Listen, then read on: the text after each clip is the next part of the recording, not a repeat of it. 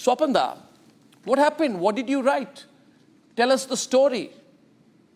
Well, the point is, Arnab, it was, the connection with the New York Times was made by an Indian writer who's actually pretty hostile to Narendra Modi, but whom I've known in Britain for a long time. And he said, why don't you write? I said, well, will they be even interested?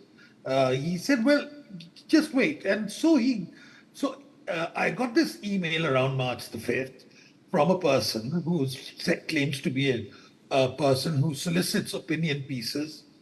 And I did nothing about it for about 3-4 weeks. Okay. And then again, he reminded me, can we have an article from you? And I said, okay, fine. And he said, can you give us a potted version of what it is? And he'd stated all the premises, which you said. They wanted to know what is the basis of Narendra Modi's popularity in India. And there was a tacit admission that perhaps the Western media hadn't got it right. So it's understandable. Someone is wanting to know the other side of the picture. So I wrote one, which really had all the usual pieces. But I wouldn't say it was phenomenally original, but it at least tried to explain to a Western audience what exactly was the basis of Narendra Modi's things and how he appealed to the Indian psyche. Now, the gentleman concerned got it and said, fine, thanks. Let me consult my colleagues over a video conference. He consulted his colleagues and came back. I'm sorry, we can't proceed with this. If you want to tell me what it is, why it is so, I said, no, don't worry about it. Don't bother about it. I can understand. It's your editorial judgment. So he wrote back, thank you for being so understanding. And that was where the whole thing is. Now, the whole point is, here was a man who tried to get a rounded sense of what is happening in Indian politics by giving the views of someone who's not hostile to Narendra Modi. But so entrenched is the editorial board of New York Times with its own prejudices and its own certitudes that it will not countenance anything, even though it may have commissioned a piece. So I find this utterly galling. It's not merely that I sent an unsolicited piece. It's not merely that the arguments which I had sent to them took them by surprise. In fact, they said, could you also address this question of democracy? I said, certainly I'll address that question of democracy. So it was an engagement. And you don't want to proceed with it once because you don't want your paper, your publication, to be sullied by an article which tries to explain that Indian politics is not what a few liberals in America and India tend to think it is, that it's got a far greater base. Yeah, it's very interesting.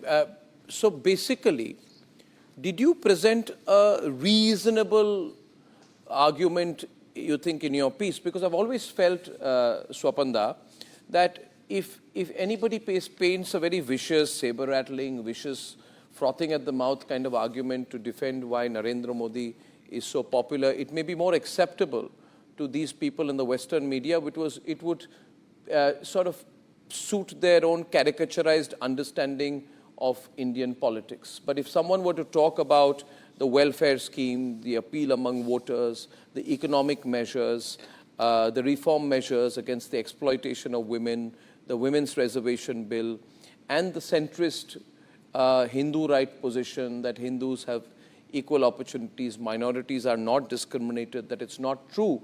And if you put up this argument in a reasonable way, then it puts the other side, the Western media, on the defensive, because they might worry that. So I'm very interested to know the content of your piece broadly also. Yeah, I'll send you the article. But what I think what really got their goat was the fact that I first tried to make out, or my assertion was that India has seen the demise of an old elite.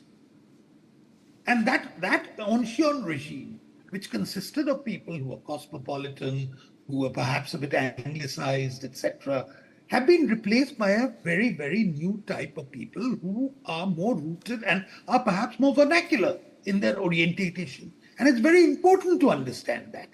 Secondly, I also had that argument that often in India, we have a someone who's a warrior, who's elevated.